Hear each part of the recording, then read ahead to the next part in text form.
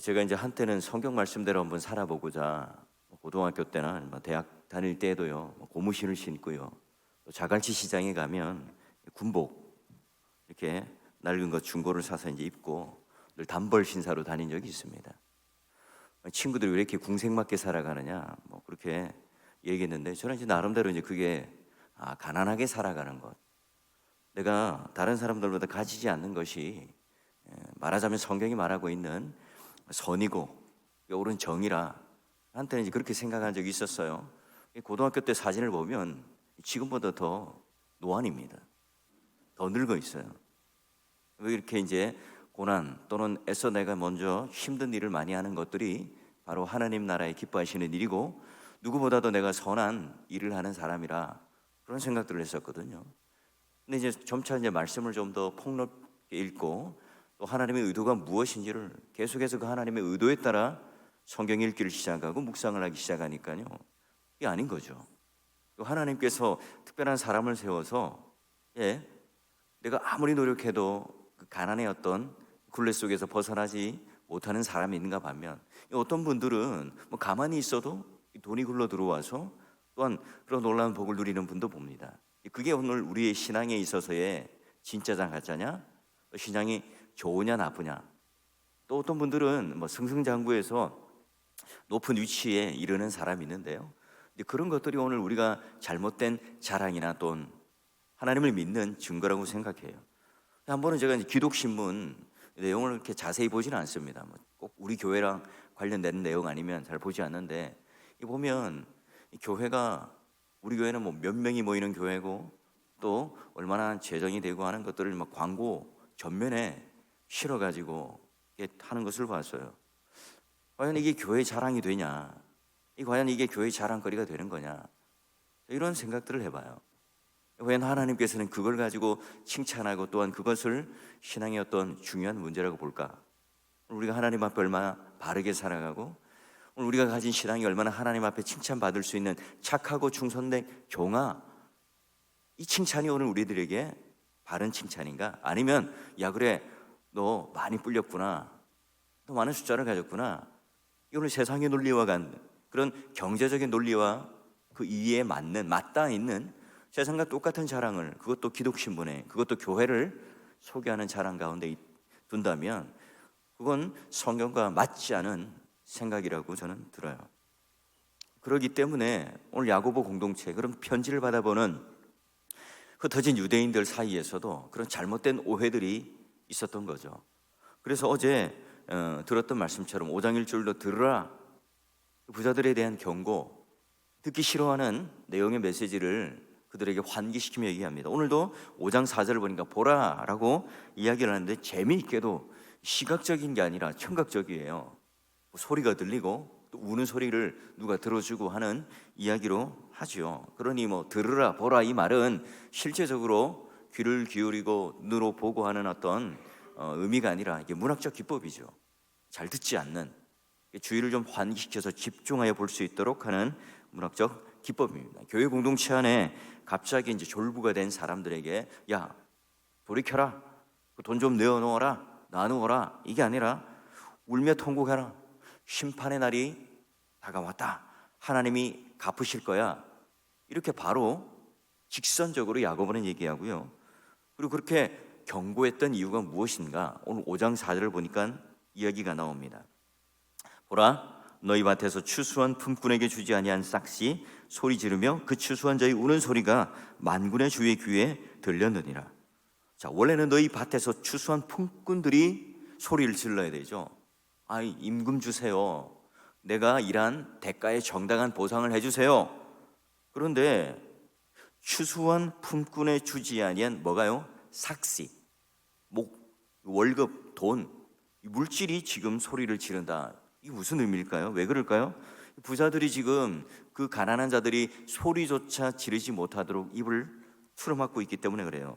추수한 자들에게 돌아가야 할 그 월급, 일급, 이런 것들이 다 어디 쌓입니까? 부자의 창고에 쌓여서 부자의 창고 안에서 막 소리를 지르는데 그거 들리지 않느냐? 가난한 자들의 몫이 소리를 지른다 얘기합니다. 그래서 결국은 추수하는 자의 우는 소리가 만군의 여호와의 귀에 들린다. 이 엉엉 울 수밖에 없는 이 상황을 고발하는 거예요.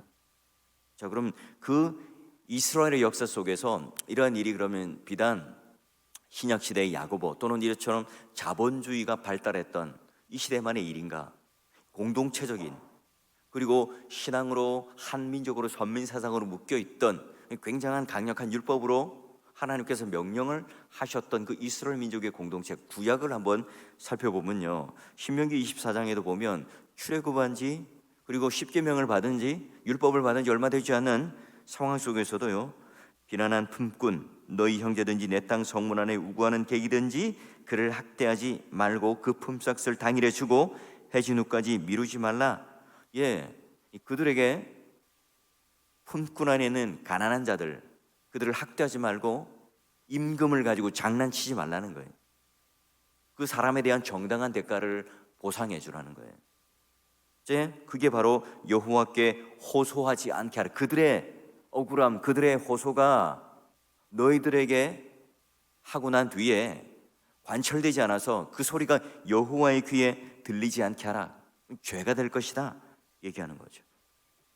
예, 우리가 그런 삭스를 받고 임금을 받는다는 것, 이렇게 아예 주지 않는 것도 마찬가지지만 그만한 존재 증명, 내가 임금을 받는데, 내가 그런 사례를 받는데 근데 그만한 어떤 정당한 대가를 받지 못한다, 거기에 대한 굉장한 자괴감, 그런 사람에 대한 어떤 정체성의 무너짐이 있거든요. 그런 부분에 대해서 상처를 주지 말라는 거죠. 한두 번에 이제 얘기는 할 수 있지만 그 뒤에 이제 그 얘기가 이제 더 이상 사람의 얘기가 아니라 그 돈, 물질, 그 삭시 소리를 내기 시작하고, 게다가 이제 그 억울함이 그 사람과의 관계를 뛰어넘어서 하나님께 엉엉 울기 시작하면 그때부터는 끝이다는 거예요. 끝났다는 거죠. 자, 그러면 이런 왜 이렇게 하느냐? 공궁하고 빈궁한 자들, 가난한 자들, 지금 하루 일당 그 받는 그 월급, 이게 지금 내가 마음으로 강렬하게 삼하고 있죠. 이걸 내가 받지 않으면 우리 가정이 함께 살아갈 수가 없어요. 내가 굶고 생명의 위협을 받고 인간의 어떤 가장 기본적인 그 인권, 사람으로서 살아가는 가장 그런 기본적인 가치에 대해서 침해받을 때에 그 마음에 얼마나 상처를 받고 그 절규함으로 마음이 무너져 내리는가. 가난한 자들의 이 멍든 가슴에 대하여 그 소리를 들어보라 하는 거예요. 지금도 지구촌 곳곳에는 그런 신음소리들이 들리고 있죠. 자, 그리고 이제 좀 먼 훗날 이사야, 이제 이스라엘 백성들이 이제 심판받기 전에 그 상황을 한번 보게 되면 5장 8절에서 12절입니다. 가옥에 이르며 전토에 전투를 더하면 빈틈이 없도록 하고 이 땅 가운데 홀로 거주하는 자들은 화 있다. 만군의 여호와께서 내 귀에 말씀하시되 정령이 허다한 가옥이 황폐하리니 크고 아름다울지라도 거주할 자가 없을 것이며 열흘같이 포도원에 겨우 포도주 한 바트가 나겠고 한 호멜의 종자를 뿌려도 간신히 한 에바가 나리라 하시도다. 아침에 일찍 일어나 독주를 마시며 밤이 깊도록 포도주 취하는 자들은 화 있을진저 그들이 연회에는 수금과 비파와 소고와 피리와 포도주를 갖추었어도 여호와께서 행하시는 일에 관심을 두지 아니하며 그의 손으로 하신 일을 보지 아니하는도다. 이 부한 자들이 가난한 자들을 어떻게 대했고 이 부한 자들의 삶의 실상들을 그대로 드러내고 있죠. 여러분, 가난한 자들에 대하여 정당한 품삯을 주지 않았던 그 돈으로 지금 자기는 사치와 향락을 누리고 있어요. 그들의 가난에 대한 아픔, 그들이 지금 못 먹고 헐벗고 굶주림으로 말미암아 고통당하고 있다는 사실을 까맣게 잊어버린 채 넘쳐나는 음식 그리고 온갖 악기를 동원하여 연회와 잔치를 베풀고 있는 이 상황, 자기 부를 쌓고 있는 자기 것이라고 누리고 있는 이 사람들이 결국은 하나님의 뜻, 여호와의 행하심에는 전혀 관심이 없고 하나님께서 그 손으로 하시는 일에 대해서는 관심이 없다는 거예요. 여러분, 아모스서에도 마찬가지입니다. 한번 제가 볼까요? 여호와께서 이같이 말씀하시되 이스라엘의 서너 가지 죄로 말미암아 내가 그 벌을 돌이키지 아니하리니 이는 그들이 은을 받고 의를 팔며 신 한 켤레를 받고 가난한 자를 팔며 힘 없는 자의 머리를 티끌먼지 속에 발로 밟고 연약한 자의 길을 굽게 하며 아버지와 아들이 한 젊은 여인에게 다녀서 내 거룩한 이름을 더럽히며 모든 제단 옆에서 전당 잡은 옷 위에 누우며 그들의 신전에서 벌금으로 얻은 포도주를 마심이니라. 와, 이거 그냥 글로만 읽는데도 속에서 막 욱하고 올라오는 느낌이 있습니까? 선지자들의 책망이 뭐죠? 회개하고 돌이키고 책망을 하는 것 전에 이 심판에 대한 경고를 할 수밖에 없는 그 시대적 상황. 이 죄가 관영하여서 제단에서 예배를 드리는데 가난한 자들의 옷을 빼앗아서 전당 잡힌 그 옷을, 그 빼앗은 탈취한 그 옷을 가지고 예배를 드리는데 제단에 누워 있는 그 부자의 모습, 이 얼마나 극명합니까? 어떤 분들은 이 땅을 살아가면서 이 자본주의 사회에서 어떻게 정직하게 그 과정을 잘하면서 성공할 수 있겠느냐? 그냥 그건 자기 소신과 믿음일 뿐이다. 우리나라에서 제대로 세금을 주고 월급을 제대로 주고 어떻게 재벌된 그런 회사가 몇 개나 있을까? 그런 이야기를 반론을 하는 분도 있겠죠. 뭐 저도 이제 그런 자본주의 사회 안에서 그 과정들을 잘 몰라요. 저도 그 우는 소리가 어쨌든 누구에게 들리는가, 누가 듣는가? 1차로는 주인이 듣겠죠. 고용주가 들을 겁니다. 그런데 이제 2차로 막 창고에 쌓인 재물들이, 싹시 그런 월급들이 소리를 지르기 시작하고 이제 엉엉 울기 시작하면 누가 듣느냐? 사람이 듣지 않고 만군의 귀에 들린다. 만군은 뭐죠? 이게 전쟁할 때 앞장서서 심판하는 주의 이미지가 바로 만군의 여호와입니다. 누가 대신 싸운다고요? 하나님이 대신 싸우고 하나님이 심판하신다. 하나님께서 반드시 갚으실 거다 경고하는 겁니다. 출애굽기를 보면 이스라엘 민족이 애굽이라는 그 타향의 객이 되죠. 그들은 원래는 그 원주민도 아니었고 말하자면 이민한 사람들이에요. 이민자들이었죠. 그러다가 갑자기 노예로 전락하고 핍박을 당하고 그들이 신음하는 소리를 결국은 누가 듣습니까? 만군의 여호와가 귀를 기울여 듣습니다. 그리고 나서 그들이 이스라엘을 탈출할 때에 그냥 나가지 않죠. 애굽의 바로가 수레에다가 가득 은금 보화를 실어서 보내어줍니다. 바로 이제 400년 넘게 종살이한 대가를 그대로 고스란히 받게끔 하나님께서 그들의 손은 비우시고 이스라엘의 수레와 손에는 은금을 가득 채워서 내어보내요. 하나님께서 신음소리, 고통을 들으시고 그 시대의 아픔을 보세요. 하나님을 주인 삼지 않은 그 부자들, 고통의 귀를 기울이지 않는, 그러면 하나님께서 갚으시겠다는 겁니다. 내가 하나님께서 주신 이 물질이 많다는 것, 내가 이 땅에서 남들보다 좀 부유하게 살아가고 많은 것을 가지며 살아간다는 것은 결국 어떤 걸 귀 기울여 듣는 민감함을 가지라는 말입니까? 가난한 자들, 연약한 자들, 나와 함께 관계하는 이웃들에 대한 그 연약함들을 돌아볼 수 있는 그 민감함을 가지지 않을 때 그만큼 내가 받은 이 부가 오히려 소리를 지르고 오히려 그 책임에 대한 내가 누리고 있는 모든 고난들과 내가 지금 누리고 있는 모든 행복이 오히려 화로 바뀌어서 하나님께 송사를 하고 하나님께 그 심판의 놀라운 대상자가 될 수밖에 없는 경고를 해요. 결국은 야고보서 5장 5절과 6절 말씀에 이렇게 결론 짓죠. 너희가 이 땅에서 사치하고 방종하여 살육의 날에 너희 마음을 살찌게 하였도다. 너희는 의인을 정죄하고 죽였으나 그는 너희에게 대항하지 아니하였느니라. 지금 도살장에 끌려가는 막 디룩디룩진 소, 돼지 그 모습, 그리고 십자가에 모든 것을 내어놓고 하나님의 어린 양으로 십자가를 가는 그 무시무시한 인간의 도살장으로 끌려가고 있는 예수님의 모습을 딱 접어서 대비를 하고 있습니다. 이 땅에서 여러분 사치하고 연락하는 것, 왜 그렇습니까? 개나 돼지나 또는 소 이런 짐승들을 잡기 전에 또 먹기 전에 높은 영양가, 사료 또는 많은 것을 먹이는 이유가 뭡니까? 결국은 많은 그런 몸무게가 나가게 해서 주인의 이롭게 하기 위해서죠. 행복하죠. 먹을 때는 행복합니다. 주인이 좋은 것들을 주고 많은 것들을 주니까 먹고 누릴 때는 정말 행복하지만 그러나 그 심판의 날 때는 짐승을 살찌게 하는 이유가 있었다는 거죠. 우리 마음이 그렇게 살찌고 있지는 않은가? 부자들에 대한 경고예요. 여러분 생각해 보세요. 얼마나 이 주인의 입장에서는 그렇게 살쪄가는 모습들에 대하여 이 도살할 나를 바라보고 있는가? 또는 이 반면에 그 대상이 되는 짐승들은 모른 채, 이성을 잃은 채, 이성이 없는 채, 판단이 없는 채 그저 지금 내 앞에 있는 것에 대하여 만족을 누리며 살아가는 것이 우리 인간들의 모습이고, 부자들의 모습이고, 사치하고 연락하는 사람들의 모습이라는 거죠. 정말 이 땅에 주님께서 재림이 있고 종말이 있고 오셔서 심판하실 하나님으로 알고 있는가? 어떻게 하면 그런 것을 알고 있다면 돈을 사랑하고 또는 내가 많은 것을 가진 것을 복이라고 생각하며 누리는 것이 오늘 자랑이라고 생각하고 있는가? 세상 사람들은 비아냥거립니다. 아주 큰 교회, 이름은 사랑의 교회인데 사랑이 없는 교회가 아닌가? 이름은 명성교회, 참으로 큰 이름 있는 교회지만 정작 명성이 없는 교회가 아닌가? 신문지상에도요 비아냥거려요. 이미 교회는 힘없는 십자가와 이별을 했습니다.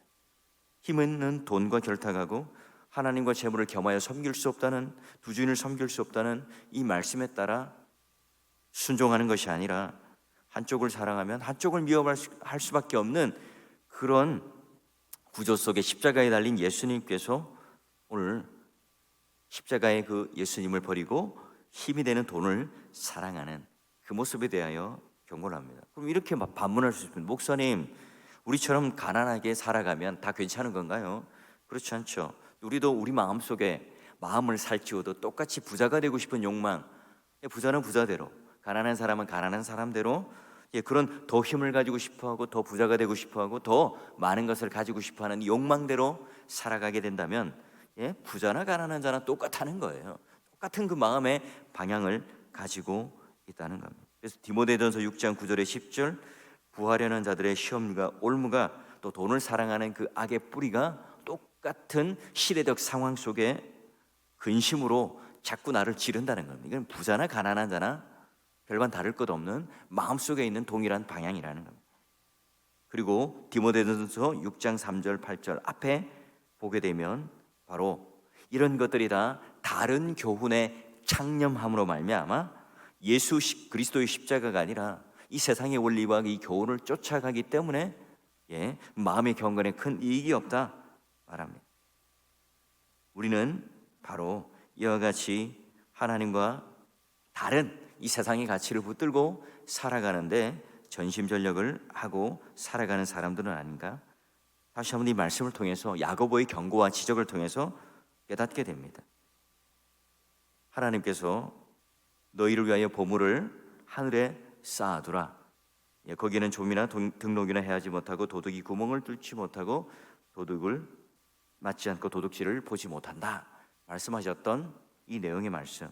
하나님께서 그러면 이 땅에서 그냥 교회에다 다 돈을 갖다 바치고 다 모든 것을 가난하게 살고 오피스 하는 것이 옳은 것이고 하나님 나라에 들어가는 조건이다 이걸 말씀하시는 게 아니죠.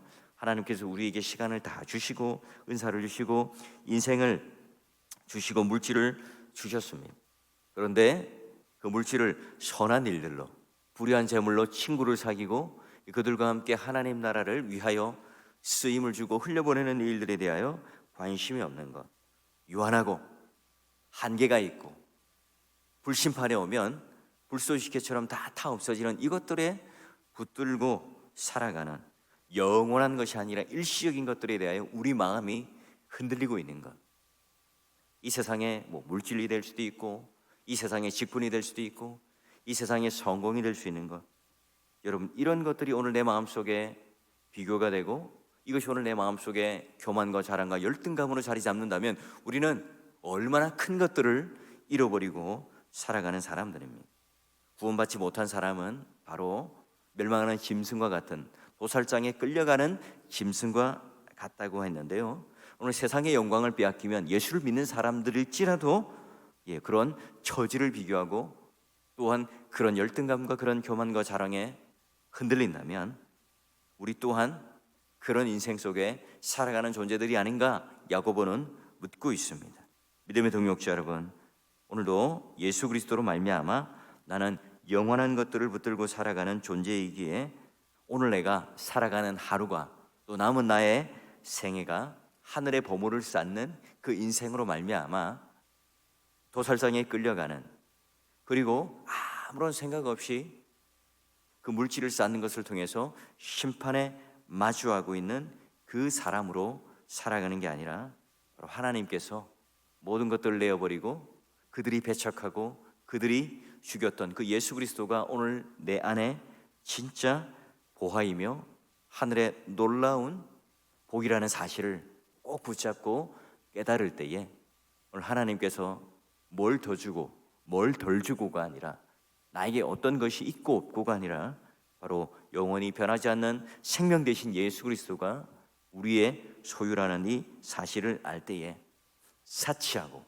방중하고 내 마음이 살찐 일시적인 행복 가운데 있는 그 짐승과 같은 존재로 일시적인 행복을 누리고 그것을 교만과 자랑으로 살아가는 그 부에 대한 자랑을 가지고 살아감으로 말미암아 약한 자들에게 상처를 주고 만군의 여호와의 귀에 심판에 들리고 하는 존재로 살아갈 것이냐, 아니면 너희는 의인을 경주하고 죽였으나 그는 너희에게 대항하지 아니하였던 도살장에 끌려가는 예수 그리스도 그 어린 양의 십자가를 통해서 우리에게 말할 수 없는 구원에 대한 놀라운 능력을 통해서 물질에 지위에 흔들리지 않는 영원한 것들에 붙들려 살아가는 오늘 하루가 바로 그런 하나님의 놀라운 은혜 속에 그래도 또 나눠줄 수 있는, 그래도 또 포용할 줄 아는, 그래도 또 내가 넉넉한 마음으로 하나님의 뜻을 붙잡고 오늘 하루도 누군가를 위해 희생할 줄 알고, 누군가를 위해 그 입장에 대해서 생각할 줄 알고, 누군가를 위해 말 한마디를 하더라도 그의 마음을 살피고 공동체가 분열되고 꿰어지고 갈등되지 않도록 마음을 쏟는 게 바로 물질의 부함보다 영적인 믿음의 부유함을 가지고 공동체가 더욱더 윤택하게 되고 하나님의 놀라운 복을 받는 가정과 교회가 되는 주인공으로, 성도로 서갈 수 있기를 주의 이름으로 축원합니다.